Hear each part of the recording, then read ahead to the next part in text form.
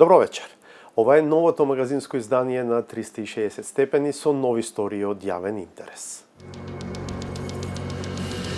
Здравство и пратиле на делегацијата на ЕУ истражување на пазарот според кое едно амбулантно возило чинело слично на цената постигната на тендерот на ЕУ – 63.000 евра. Како тогаш Министерството за себе ќе ги набавува по 90.000 евра. Откако се легитимиравме, не пропуштија да поминеме. А таму затекнавме уривање на дивоградбата. Ние ги испочитувавме сите законски обврски кои што ги имаме од страна на нашето одделение за инспекцијски работи и овластениот градежен инспектор во општината Ѓорче Петров и пристапивме кон рушење на дивоградбата. Бајден или Трамп? Од серијата средби што ги имав тука во САД, со луѓе кои го покриваат целиот спектар на американското општество, од обични работници, па се до такви што ги носат одлуките, произлегува дека прашањето на економијата ќе биде пресудно. 75 години НАТО и 4 години Северна Македонија во НАТО. За мене оправдано беше влегувањето во НАТО.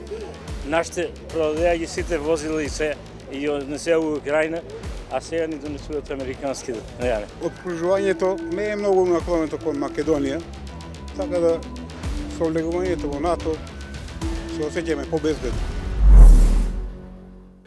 Поминаа 14 дена од објавувањето на нашата прва сторија во која откривме дека Министерството за здравство на тендерот за 22 амбулантни возила за најдобра избрало понуда од 90.000 евра по парче, додека делегацијата на ЕУ постигнала далеку пониска цена од 63.000 евра за речиси исти такви возила кои беа подарени на Скопската итна помош. Во меѓувреме антикорупцијска соопшти дека отвора предмет по допрен глас, а ние добивме одговор на прашањата што ги упативме до делегацијата на ЕУ во Скопје, кои фрлаат ново светло на тендерот на здравство. Од ЕУ велат, техничката спецификација за набавката на возилата што тие ги купија за Скопската итна помош им ја пратиле домашните власти, но во делегацијата направиле ситни измени за да се дозволи поголема конкуренција. Дополнителен елемент што го засилува сомнежот за јавната набавка на здравство е истражувањето на пазарот што самите го доставиле на ЕУ. Повеќе од Александар Димитриевски. Овие фотографии се од 7 февруари, денот кога делегацијата на Европската унија во земјава предаде 7 амбулантни возила на Скопската итна помош.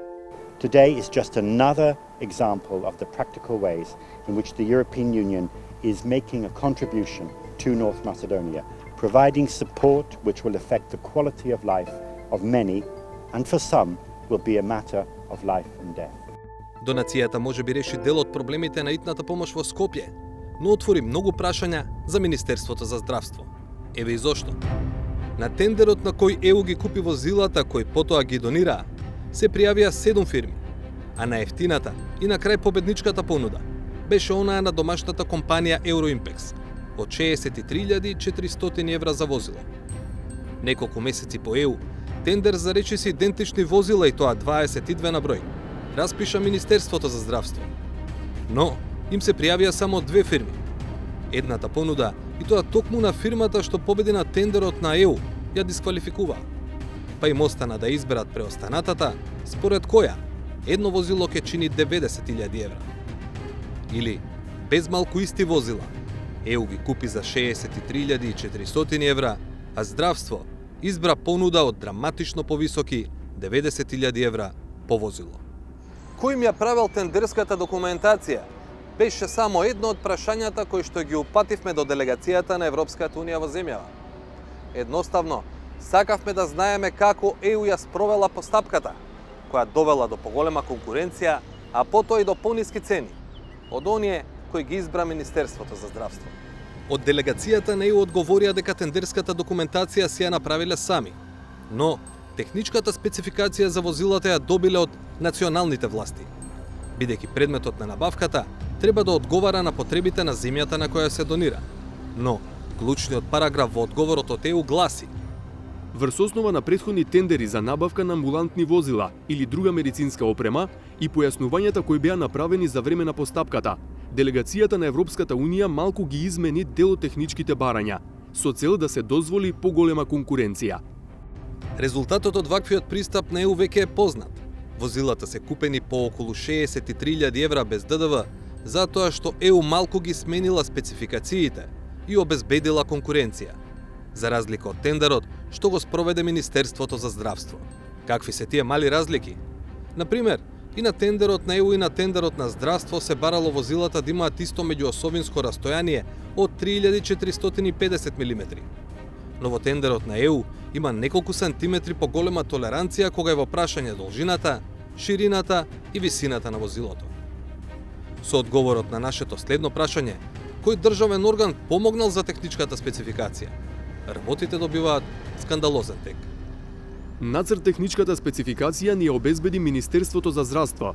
Министерството за здравство исто така ни испрати истражување на пазарот со опсег на цени, кои беа близу до цената на возилата во договорот. Ова значи дека Министерството за здравство пред делегацијата на ЕУ декларирало дека знае дека амбулантно возило со вградена опрема која е потребна за домашни услови треба да чини околу 63.000 евра. Но само неколку месеци подоцна, кога Министерството за здравство, во тој момент предводено од министерот Фатмир Меджити, попарало од владата да набави нови 22 возила со незначително повеќе опрема, како во возилата кои ги купи ЕУ, направило проценка дека тендерот ќе чини околу 1.984.000 евра, односно околу 90.000 евра по возило. Како за Министерството толку брзо пораснала цената на едно амбулантно возило од 63 на 90.000 евра, не е познато. Но позната е следната коинциденција. Вкупната понуда на дисквалификуваната Евроимпекс за тендерот на Министерството за здравство изнесувала 95.480.000 денари, или 1.552.500 евра. Понудата на единствената друга пријавена фирма на тендерот, Автомобиле СК, изнесувала 126.026.146 денари, или 1.984.165 евра. Тоа е речиси идентично со проценетата вредност која одредиле од Министерството за здравство. 122.033.898 денари, или 1.984.291 евро.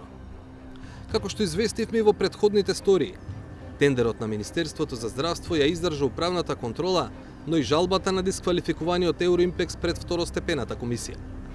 Сепак, досега нема известување до Бирото за јавни набавки дека е потпишан договор на кој параф треба да стави актуелниот министер за здравство Илир Демири. Од здравство, минатата недела потврдија дека не е ставен потпис и дека дополнително ќе бидете информирани за чекорите кои ќе бидат преземени согласно позитивната законска регулатива. Одговорот остави впечаток дека во Министерството за здравство може би има колебања дали треба да се потпише договор. Особено што од тогаш не сме информирани за чекорите, како што ветија.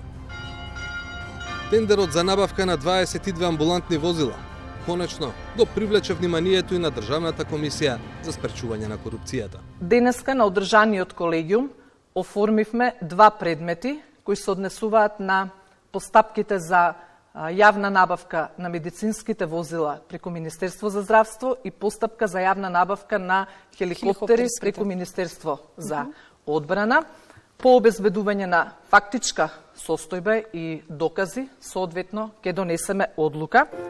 Велиме конечно, затоа што ДКСК ни ја пренесе одлуката за отворање на предмет во понеделникот, на 18 март, а истиот ден председателката Татјана Димитровска го имаше овој јавен настап, прв по изборот на новиот состав на антикорупцијска. Ние прашањата ги поставивме на 12 март, односно 6 дена претходно. Случајно или не, одговорот дојде откако испративме дополнителни прашања за тоа, има ли институцијата портпарол и кого новинарите треба да бараат за брзо да добијат информација. Тука, оваа приказна се оддалечува од темата со која што почна. Но сметавме дека е битно да се укаже колку е важна соработката меѓу медиумите и Државната комисија за спречување на корупцијата во заедничката цел. А тоа е борбата против корупцијата и јакнењето на свеста против неа.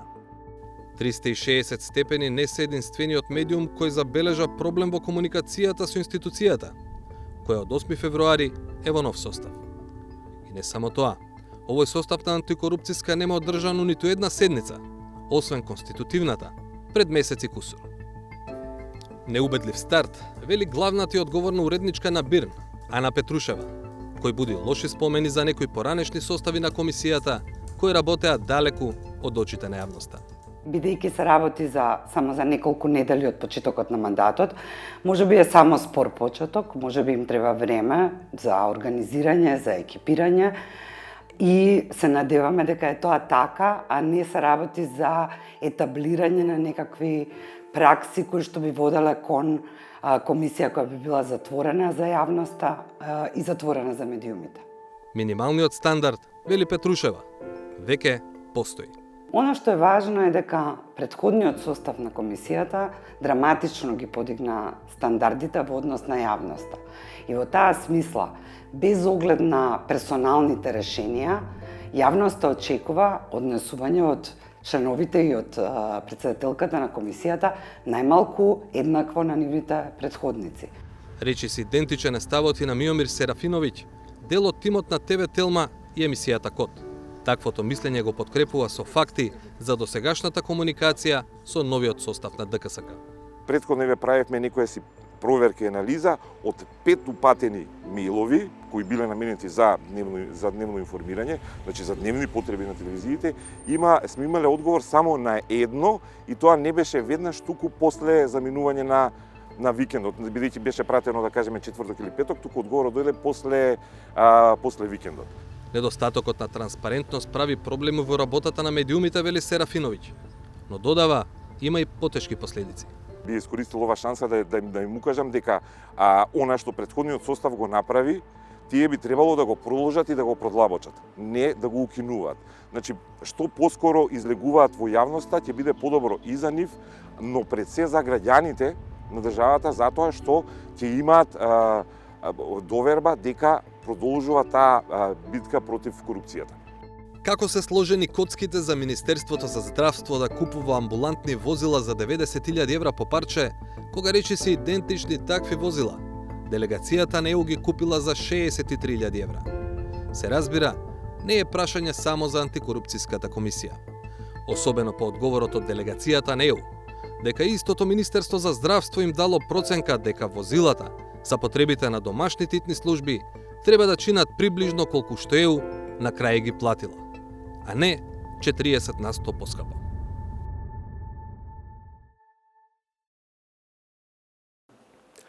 Падна првата од мноштвото дивоградби на државно земјиште за кои известувавме во изминатиот период. Градоначалникот на Ѓорче Петров Александар Стојковски покрај обидите за пролонгирање на постапките од Државниот инспекторат за градежништво реши да не тактизира и ја урна дивоградбата во близина на обиколницата која значително напредуваше во изминатите недели. Дали ова порака и до другите градоначалници да се одважат и да го применат законот? Славица Филиповска-Иванова. 6 часот изутрина. На Скопската обиколница во насока кон Тетово, веднаш по исклучувањето за селото Орман, од десната страна по вторпат службено пристигнуваме близу складишта, каде никна и див хангар.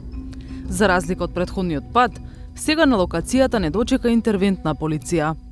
Откако се легитимиравме, не пропуштија да поминеме. А таму затекнавме уривање на дивоградбата. Металната конструкција падна како кула од карти. Се рушеше и подпорниот зид, а најтешко се предаде помошниот бетонски објект.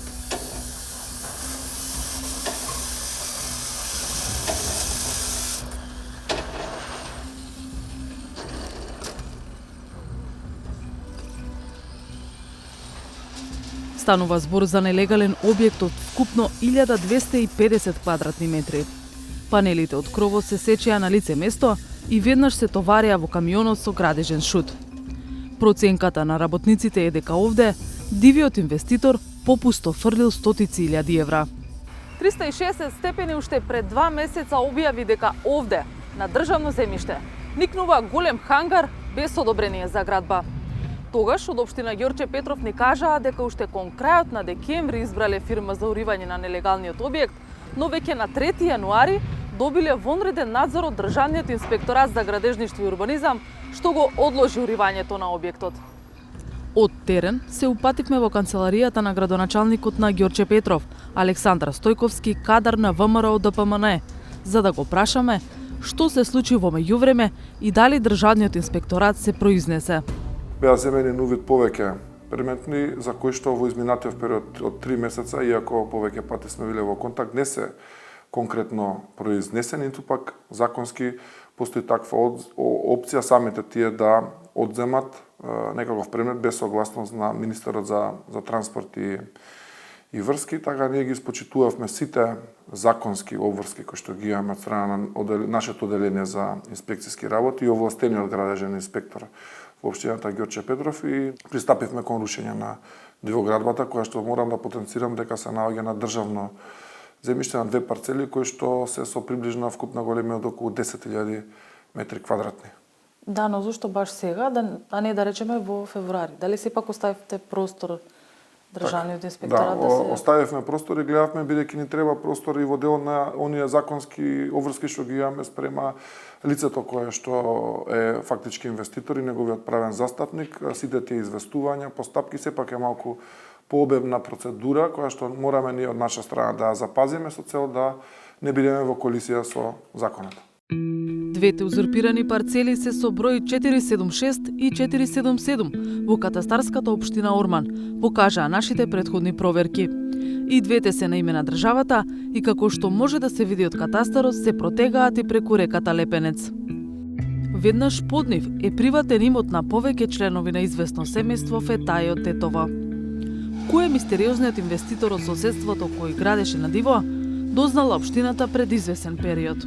Инвеститорот преку правен застапник го информираме од страна на општината, лицето кое што се води како инвеститор практично на тој објект, но тоа не аменува фактичката состава дека бесправно изградило на државно земјиште на многу атрактивна локација, морам да напоменам, во близина на самата обиколница, објект со приближна големина од негде 1100 метри квадратни, хала, не знам со која намена понатаму би требало таа истата послужи, со придружен објект во негова близина и ограда околу целиот тој простор. Беше предупреден да го урива сам? Да, и покрај сите предупредувања во постапката кои што ги издадовме, видовме дека тој продолжува да гради, значи не се испочитува од негова страна, не се испочитува сите укажувања кои што ги дадовме ние како општина, продолжи да гради и за жал треба дојде до денеска до тоа што ние моравме да го направиме како општина Ѓорче Петров со цел да го заштитиме државниот интерес и државниот имот на Република Македонија. И кој ќе го плати уривањето сега? Па во принцип треба согласно законот да го покрие тој што е носител на дивоградбата или како да се изредам попрактично, меѓутоа ќе видиме сега понатаму ќе има дополнителни постапки. Уривањето на дивиот хангар чини околу 32.000 евра. Стојковски има образложение зошто токму овој објект се најде прв на листата за отстранување. Први најголема површина на државно градежно земјиште зафаќа и беше во период на мојот мандат. Покрај сите инспекцијски постапки кои што ги преземавме од наша страна, не најдовме на разбирање и овој чекор е неминовен со цел да укажеме и на сите други, јавно укажувам, не апелирам, значи укажувам дека сите кои што имаат донесено решение за уривање потребно да си постапат, бидејќи во спротивно ќе обезбедиме ние максимум средства колку што можеме како општина и ќе постапуваме и во другите вакви случаи. Штом се знае, односно штом има правен застапник, веројатно и полесно ќе биде да се фактурира. Па претпоставувам се, како ќе иде понатаму. Градоначалник, дали оваа акција е дел од предизборниот фолклор? Апсолутно не. Знам дека можеби кај дел од јавноста ќе предизвика такво мислење, но сепак треба јавноста да ја запознаена дека и од наша страна постојат одредени рокови и процедури кои што мораме ние да ги запазиме со цел да постапиме да не избрзаме во постапката, така да соодветно и на други ситуации кои што сме ги имале, кои што се припишуваат на предизборниот фолклор, ние мораме да работиме без разлика на тоа дали се избори, предизбори и така натаму. 360 степени во континуитет известува за дивоградбите кои никнуваат на државно земјиште во Скопје. Но ова е редок пример во кој општинската власт решава до крај да го спроведе законот. Што ќе се случува со останатите започнати, но и завршени дивоградби низ главниот град, ќе продолжиме да следиме.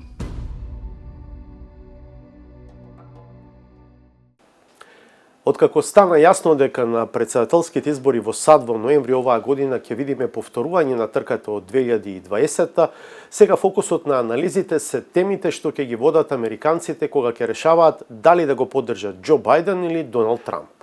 Светота и Северна Македонија со интерес го следат изборниот процес поради влијанието што едниот или другиот избор би го имале на динамиката на глобално ниво.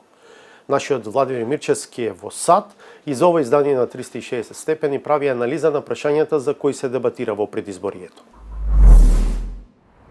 Џо Бајден или Доналд Трамп? Тоа е прашањето кое се повеќе добива на замав, не само овде во САД, туку и во целиот свет, имајќи го предвид глобалното значење што го има станарот во Белата куќа. Откако стана јасно дека ќе гледаме повторување на трката од 2020-та, изборот кој во останатиот дел од земјината топка се прецепира како судир меѓу црвените републиканци и сините демократи, или борба меѓу трезвениот Бајден и агресивниот Трамп, тука во Соединетите американски држави има многу подлабоко значење. Америка е поделена за многу прашања, но не и за оние што се од најголемо значење за обичниот граѓанин, од чиј глас во ноември ќе зависи дали актуелниот претседател ќе биде реизбран или поранешниот пак ќе ја добие довербата.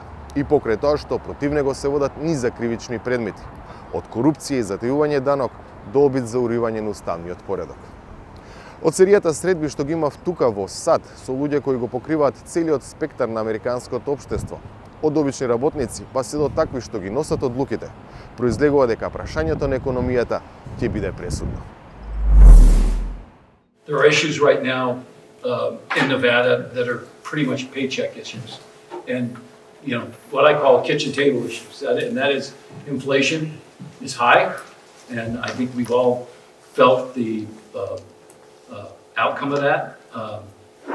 While inflation is down, interest rates are up, prices are up, and it's expensive. And housing is expensive here. And so those are the things that average people care about right now. And for candidates, I mean, they need to have a message built around that. Something that offers some solutions for them.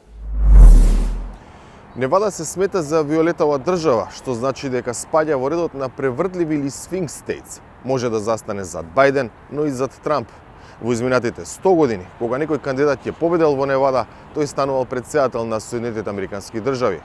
Охајо пак засега е силна републиканска база, но тоа не значи дека и таму висината на платата на американскиот работник не е еден од клучните фактори на одлучување. When we talk about the prices, it's a hard year right now. I can project almost a massive net loss across all of my acres this year compared to last year, where I made money last year. It's not uncommon in ag to have the swings, but it is something that we have to live with, knowing that one year we can make money and the next year we're going to probably be losing money. So that is a huge issue that we're concerned about. Last several administrations have really not put a focus on trade, and we're really concerned at how that's going to impact us. We need trade. We want to send our products outside the United States because we produce more than we need here domestically. Второто големо прашање во претседателската трка за кој има огромна поделба и дебата е она за мигрантите. Илјадници луѓе од Јужна и Централна Америка чекаат на јужната американска граница за да влезат во ветената земја. Оваа тема директно ги засега токму сојузните држави кои се први на удар. Мислењата се различни, од тоа дека тие треба да се запрат до тоа дека треба да им се дозволи да влезат, зашто САД се изградени токму врз основа на имиграцијата. Впечатокот е дека стравот е поголем кај дел од политичарите отколку кај обичните граѓани од државите кои гравитираат кон југот, каква што е на пример Невада. The deal what's going on with the immigrants that came to this country.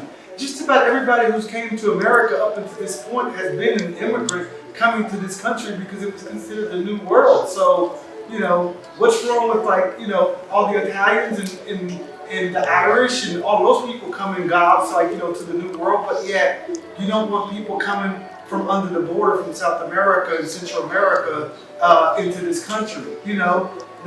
I don't know the population, but I think it's roughly around 320 20-something million people here. You know, I also think that you know that 50 or 40% of the United States, you know, as far as land mass, is uninhabited. So there's enough. You know, if you got 10 or 12 million people who wants to flee their country and come to this country, and you know, to have a fresh start, and I think a chance at building a better life for themselves. You know, I think that we should welcome those people. That's my opinion. Третото прашање кое се смета за потенцијално решавачко во претседателските избори е она за правото на абортус. Тука гледаме сериозен судир меѓу така наречените конзервативци и либералите, или помеѓу така наречените црвени наспроти сините држави. Во Охајо оваа тема е поларизирачка, иако државата сега е црвена, неодамна помина либерално решение во однос на ова прашање за абортусот. I think the best poll is the election results from last year, where nearly 57% of Ohioans voted to support access to abortion. Most polling is somewhere in that range. A lot of national polling talks about 7 in 10 Americans believe in access to abortion, and the numbers of Ohioans and Americans supporting access to abortion have just increased time and time again, poll to poll, over the last 2 years. Now, with the passing of Issue 1 or Section 22, the way that the language is in Section 22, based upon the opinion of some important and very good legal scholars, including the Attorney General here in the state of Ohio, we believe the language leaves it open to allow for late-term abortions in the 7th, 8th, or even 9th month. So when an abortion takes place, which is the ending of the pregnancy, something comes out of her. What is that? It's a dismembered human being.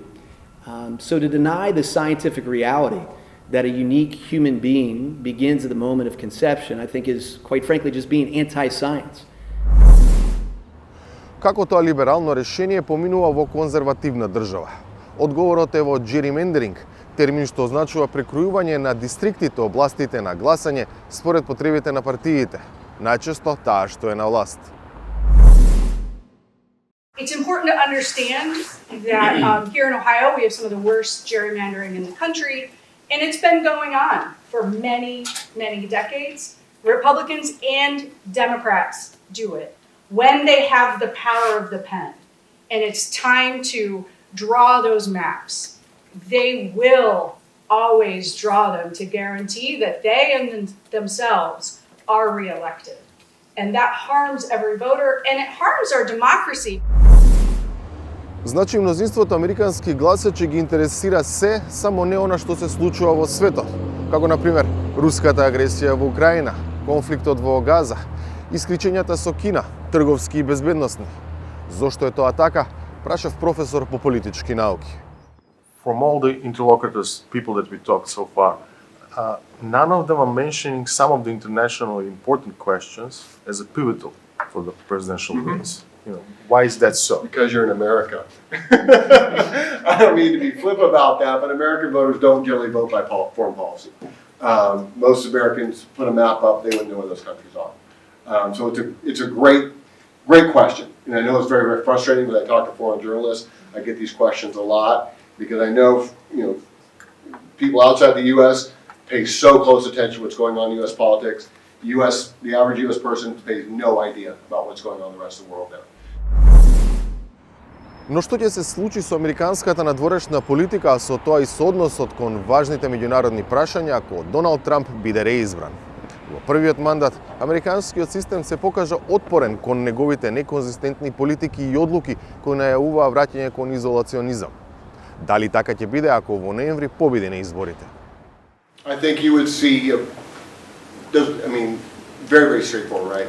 Ukraine, he would back out, quite simply, on that. I think you would see a more aggressive take in the Middle East, particularly in Israel, on that front. So you would have, I think, a sort of pulling back of U.S. support in Ukraine, a much more aggressive tone in terms of the conflict in Gaza. On that. I think also you would see a much more aggressive approach to China. Biden's trying to sort of finesse it a little bit there, but I think you would see a lot more an aggressive approach from Trump in terms of what he did last time, right? More tariffs, that kind of stuff there. So those would be the major implications. I think also, you know, the degree it's a domestic international issue, you'd see a lot of pullback on some of the environmental issues and some of the climate change and global warming issues there. Имигрантската заедница, која е исклучително голема, со чии представници имав можност да разговараме, наклонета кон Бајден. Дел од синдикатите исто така, а и латино популацијата и дел од црните американци. Но тоа не значи дека истовремено се задоволни од се што направи администрацијата на Бајден во изминатите 3 години. Забележуваат дека недоволно се инвестирало дома, а премногу се помагало во странство. Сепак, впечатокот е дека она што ги обединува меѓу другото е и стравот од можното враќање на Трамп во Белата куќа и неговата политика Let's Make America Great Again, во која некои гледаат огромна опасност за американската демократија. I'm more openly running against fascism because that is, unfortunately, I feel in November, democracy is on the ballot. And as a result, I'm also making that part of my campaign. Trump has pushed the boundaries of our laws and our Constitution to a level where he keeps winning. And if he's re-elected in November, the system cannot take this. It just will not be able to take this. I really do fear that it is an end of the American democracy as we know it if Trump is put back into office. Исходот ќе се знае на 5 ноември. 360 степени во Колумбус, Охајо. Владимир Мирчевски. Во деликатен момент за мирот и безбедноста на европскиот континент поради руската агресија на Украина, НАТО одбележува 75 години од постоењето, а Северна Македонија 4 години од членството во Северноатлантската алијанса. Отворените денови на армијата што се организираат низ градовите во земјава се шанса за граѓаните да се запознаат со дел од опремата и вештините на војската, а за нас да ги прашаме граѓаните што мислат, вредеше ли и вреди ли за членувањето во НАТО. Михаил Милошевски. На 27 март 2020 година земјава официјално стана 30-та членка на НАТО. 3 дена подоцна пред седиштето на НАТО во Брисел, на церемонија со која се означи официјалниот влез во НАТО, беше подигнато македонското знаме и беше интонирана македонската химна.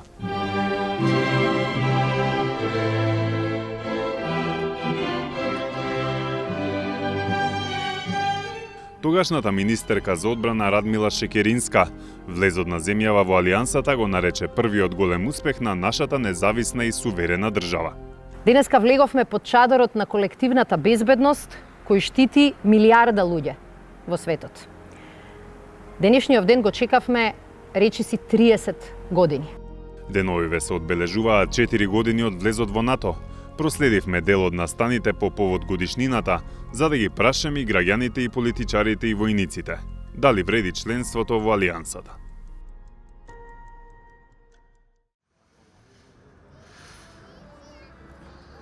Улицата Брегалничка до градскиот стадион во Штип во саботата беше зборно место за голем број млади и повозрасни штипјани. Причина за големата раздвиженост беше отворениот ден на армијата по повод 4 години членство на Северна Македонија во НАТО. Дел од воената опрема беше изложена на улицата, а секој граѓанин имаше можност одблизу да ги види возилата и оружјето, па и да поразговараат со војниците за нивните спецификации. Децата пак трчаа од една точка до друга за да пробаат што поголем број возила, а по нив бабите и дедовците со телефоните во рака. Дојде и градоначалникот на Штип Иван Јорданов, кој од редовите на ВМРО ДПМН. Додека старешините го водеа во обиколка на опремата, ние поразговаравме со граѓаните, што значи влезот во НАТО за нив и имали ќар за земјава. Мислам дека треба од безбедносни причини и е добро за да имаме добра армија, модернизирана армија. Иначе ако не, НАТО кој ќе не чува? За мене оправдано беше влегувањето во НАТО. Мислам дека сепак треба да си у некоја организација која сепак ќе чувствуваш една сигурност и заеднички секој пат е подобро. Убаво е да сме членки у НАТО. Едноставно за тоа што, да кажеме, ради безбедноста на земјата е убаво да.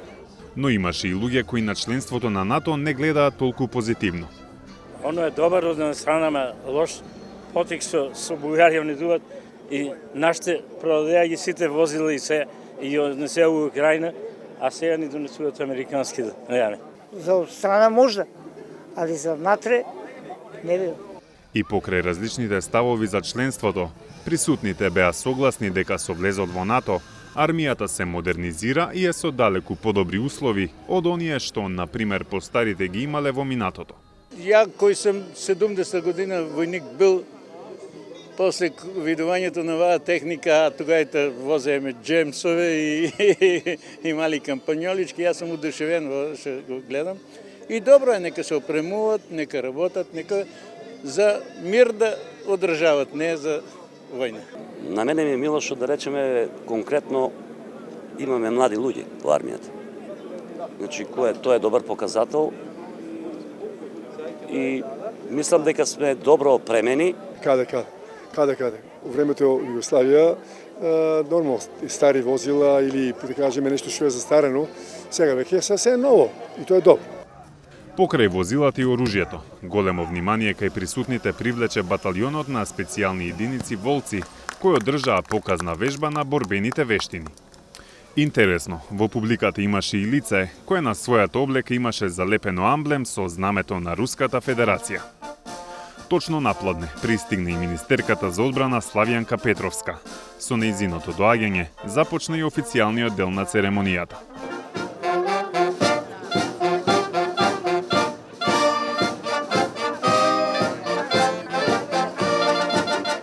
И додека министерката ја правеше обиколката, на тротоарот зад изложените возила, присутните имаа можност да пробаат војничко гравче и топол чај. Утредента карванот на армијата се пресели на запад во градот Тетово. За разлика од Штип, каде настанот се одвиваше на една од главните улици, зборното место во градот под шара беше градскиот плоштад. Затворена беше и главната улица која водеше кон плоштадот. Тука имавме можност да разговараме со Љубомир Панев, пилот и припадник на македонската армија од воздухопловниот винг. Тој вели дека со влезот на Македонија во НАТО се интензивирале активностите во обуките со партнерите од Алијансата, но и учествата на македонските војници во меѓународните операции. Овој сквадрон е дел од иницијативата за НАТО Flight Training Europe, односно НАТО обука на пилоти за Европа, која што главна цел има подобрување на интероперабилноста меѓу членките на НАТО Алијансата, намалување на трошоците за обука, споделување на заедничките капацитети. Според него да се служи на граѓаните е огромна чест, па затоа вели дека секој млад човек кој би сакал да се обучува да биде воен пилот е добре дојден, да стои рамо до рамо со сојузничките армии од најмокните светски сили. Ние сега располагаме со пилоти кои што ги обслужуваат моменталните летала и техника која што имаме на располагање. Меѓутоа, со зголемување на степенот на модернизација, со набавка на нови платформи и така натаму, секако дека би бил потребен млад кадар, како од пилотски, така технички аспект. Како одминуваше времето, се зголемуваше бројот на граѓани кои доаѓаа на плоштадот. Најголем интерес кај најмладата публика, слично како и во Штип, привлекоа борбените вештини на припадниците на единицата Волци.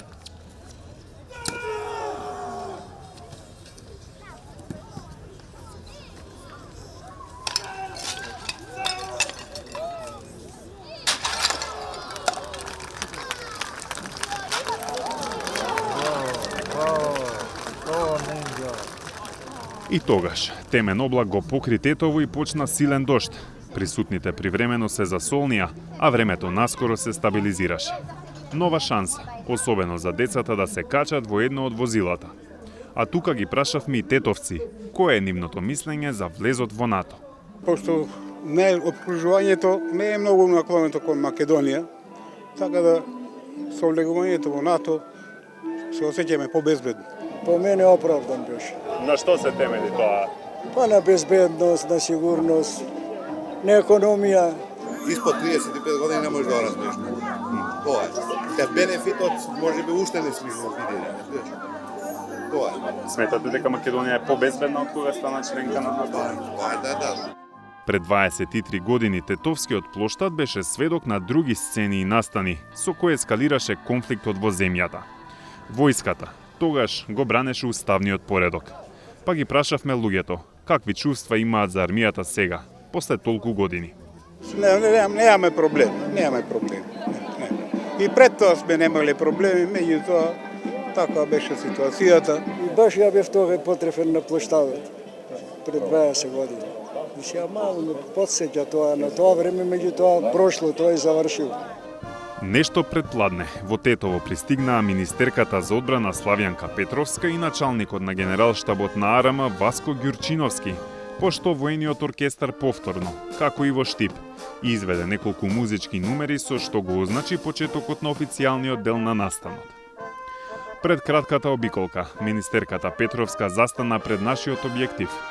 Според неа, земјава со влезот во НАТО добила безбедност и сигурност, а за возврат АРМ започнала да се модернизира. При тоа, земјава ја исполнува обврската дадена пред Алијансата да троши најмалку 2% од бруто домашниот производ за одбраната. Граѓаните се безбедни, тоа е најважното за нив. А што значи за армијата? Армијата го продолжува засилено процесот на модернизација, опремување, подигање на сопствените капацитети, кои пред се служат за национални цели, меѓутоа се разбира, преку тие капацитети допринесуваме и за колективната безбедност. Тоа е еден процес кој би рекла дека нема запирање, само може да се подобрува во иднина и да добива поголем интензитет. Затоа што на таков начин ја гарантираме и одбраната на нашата држава, но и одбраната на Алијансата. Караванот на отворените денови со армијата ќе продолжи во наредните денови во Прилеп, Охрид и Кичево. А финалето се очекува да се одржи на 27 март во кругот на Министерството за одбрана во Скопје, кога и официјално ќе се навршат 4 години како сме членки на НАТО. Пред да ја видиме новата саботажа, кратко за оценките за нашата работа од новинарската и медиумската заедница. На конкурсот на Македонскиот институт за медиуми за новинарски награди Никола Младенов 2023, 360 степени доби 2 признанија. Колегата Александар Димитриевски освои прва награда за најдобра истражувачка сторија за минатата година за серијалот видео прилози и текстови кои укажаа на сериозни недоследности во тендерската постапка за избор на надзор врз најголемиот и најскап инфраструктурен проект во историјата на земјава, изградбата на автопатите од конзорциумот Бехтел и Енка. Колешката Славица Филиповска Иванова пак доби пофалница во истата категорија за истражувачко новинарство за серијалот насловен Дивоградби на државна земја во заштита на државата. Наградените новинарски производи се објавени во магазинските изданија на емисијата 360 степени, формат што и вечерва го гледате и на веб страницата 360stepeni.mk. А сега саботажата.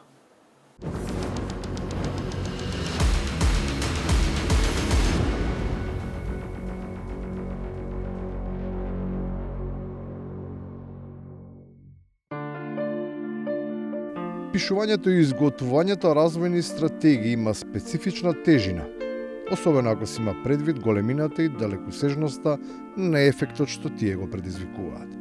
Тие дават насоката во која треба да се движи една општина или државата, и властите, во овој случај локалните, се гледа дека се исклучително возбудени од очекуваната реализација. И така да можда како идеја, како приказна, како нешто овака како нешто према што треба да се стремиме, а никогаш не може да го достигнеме, како што викаат звездата деница, нели се движиме ние на север покрај неа, она не води, иако знаеме никогаш нема да ја стасаме, тоа е така ако гледам и оваа стратегија. Каков е резултатот од таквиот тип проекции за перспективите се гледа преку сондажата на јавното мислење за вештините, кои што ги совладале генерациите на кои им се остава иднината. Младите со глажди секој седнал идат у кафич со телефонието, претежно жените и мажето пијат и на крај може да се степа и седа на врат. До тепачка и тоа без капка алкохол може да дојде и на која било журка на општинските совети, каде барем засега само вербално се вкрстуваат копјата. Реториката е толку воинствена што на фронтот на кој се бие битка за знаењето или незнаењето се употребуваат дури и легенди за црвеноармијците. Маршал Жуков по занимање бил кожарски работник, па со обуки и со курсеви станал маршал. Ама знаете колку луѓе биле на обуките? Па не станале другите маршали, само он станал маршал. Не значи дека си била на обука дека се сватила секако што треба. Изгледа треба строго, оти можеби ќе мораат да шетаат голи учениците од Зрновци ако чекаат да им стаса унифицираната гардероба за која платиле минатата есен, а еве ќе фати пролет и тие се уште ја немаат добиено. Па уште во јуни, како да било планирано, да ја враќаат за децата по нив. Директорке, да се набават униформи и да се дадат на учениците. Никво враќање, никакви натаму работи. Да се набават униформи, чим сте ветиле, најдете начин како да се набават, да се дадат на учениците. Не може да ги враќат на крајот на годината, да ги носат трето, пето, десето дете. Завршена работа. Борет. За разлика од шерифлукот на истокот во Повардарието е како на тезга. Наместо одлука по барањето од комуналното да им ги покачат хонорарите на управните тела, општинските советници се пазарат за тоа колку да им дадат. Кој е за да се покача? Како? 2000 денара. Он има 2000 денара. А не 5000, защото треба малко да му се покача за учителя. Хајде 2500. 3000 треба да зима. Ја мислам 3, да ја 3, ама. И на крајот, вистинска изборна порака до сите кои сакаат да се дограбат до 3 или 5000 дарки до функција. Ние чуваме нив, они нас да начуваме, да накранем, млеко да ни давен. Не е доволно да има овци. Имало и ке има. Најважен е овчарот. Овде го заокружуваме и ова издание на емисијата 360 степени. Ви благодарам што бевте со нас. Ви закажувам нова средба в понеделникот 20:15. Пријатно.